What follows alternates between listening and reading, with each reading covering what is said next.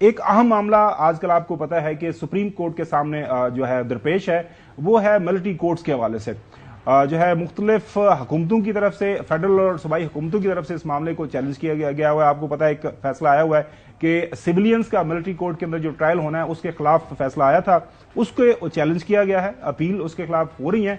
मोहसिन राजा साहब हमारे रिपोर्टर ज़ाहिर इसको फॉलो कर रहे हैं, तो उनसे जानते हैं कि एज ऑफ नो इसका स्टेटस क्या है, वफाकी हुकूमत के साथ साथ कौन सी सूबाई हुकूमतें हैं जिन्होंने अभी तक चैलेंज कर लिया है और कितनी पार्टीज हैं जो इस फैसले के खिलाफ जो है सारा मिलकर इसको चैलेंज कर रहे हैं। मोहसिन बहुत शुक्रिया, थोड़ा सा स्टेटस बता दीजिएगा कि इस वक्त कितनी पिटिशन जो हैं वो जो है इस फैसले के खिलाफ सुप्रीम कोर्ट के सामने पेश की जा चुकी हैं।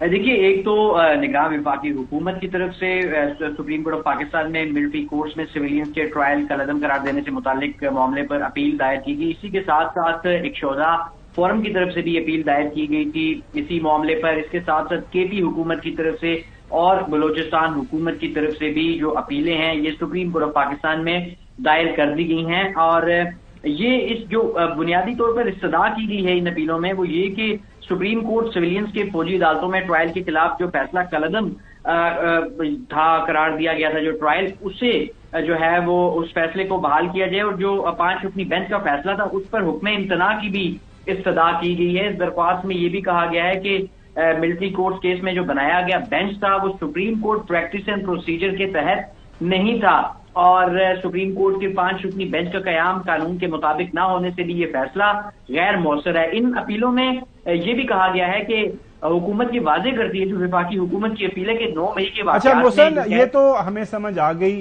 एक तो बताइएगा कि सिंध हुकूमत की जो एक अपील है वो भी अखबारात के अंदर आया था कि आ गई है, और दूसरा ये बताइएगा कि अब जो तरीकाकार होगा, ये अपील होगी, 5 जजेस जिन्होंने फैसला दिया हुआ है वो इस बेंच के ऊपर नहीं बैठेंगे, एक नया लार्जर बेंच बनेगा और वो नए जजेस के ऊपर मुश्तमल होगा।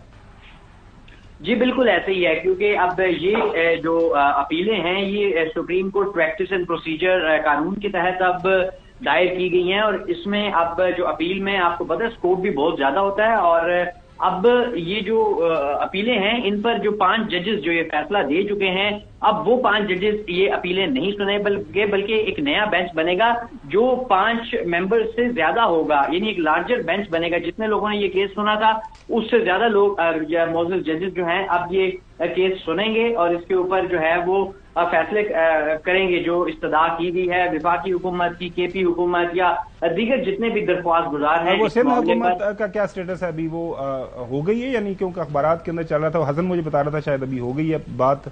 हसन से भी हम जान लेते हैं कि इनकी बात हो रही है पता नहीं अटॉर्नी जनरल से।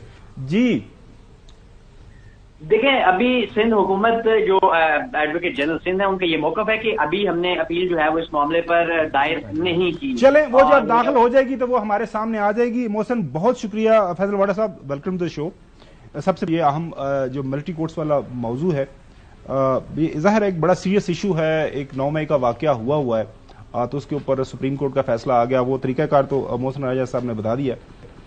How do you see this whole issue developing in coming days? इसके ऊपर पॉलिटिक्स तो काफी ज्यादा हो रही है। बहुत शुक्रिया कमल साहब आपका। देखिए सर, सबसे पहले तो ये कि जब आपके साथ कोई चीज हो, कोई आपकी गाड़ी का शीशा तोड़े तो आपके पास राइट है FIR का, मेरे पास है, सबके पास है, हसन साहब के पास है, चौधरी साहब के पास है। अगर सुप्रीम कोर्ट की आपने बात करी, कोर्ट्स की बात करी, जुडिशियल काउंसिल है हमारे पास, सुप्रीम जुडिशियल काउंसिल है पर, तो ये कैसे हो सकता है कि तनसीबात या फौज से रिलेटेड चीज के अंदर फौज उसके ऊपर एक्शन नहीं लेगी? फौज ही लेगी। फौज का बंदा भी अगर इंप्लीमेंट होगा किसी चीज के अंदर इम्प्लीकेट होगा तो फौज ही उसका ट्रायल करेगी अपने कानून के तहत। ये नहीं हो सकता कि फौज की तंजीबात उड़ाएंगे तो फैसला कोई और करेगा, फौजी बंदा कोई इन्वॉल्व होगा तो कोई और ट्रायल करेगा। ये फौज का प्रोगेटिव है और फौज ही का रहेगा और रहना चाहिए। और जो मेरा एनालिसिस है, मैं आपके शो पे कहना चाहूंगा कि मेरा अपना ख्याल है कि जितनी भी शिकें हुई थी सस्पेंड, वो आगे वापस बहाल हो जाएंगी।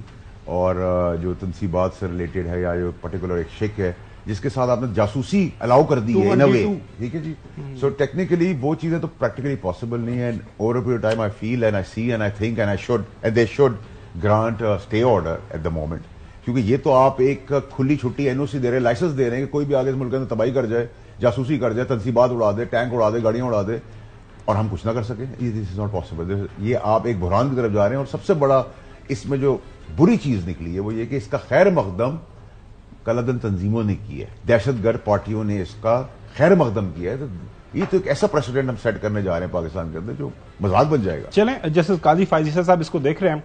अच्छा, मैं देख रहा था, मैं आपके पास आ रहा हूँ सवाल।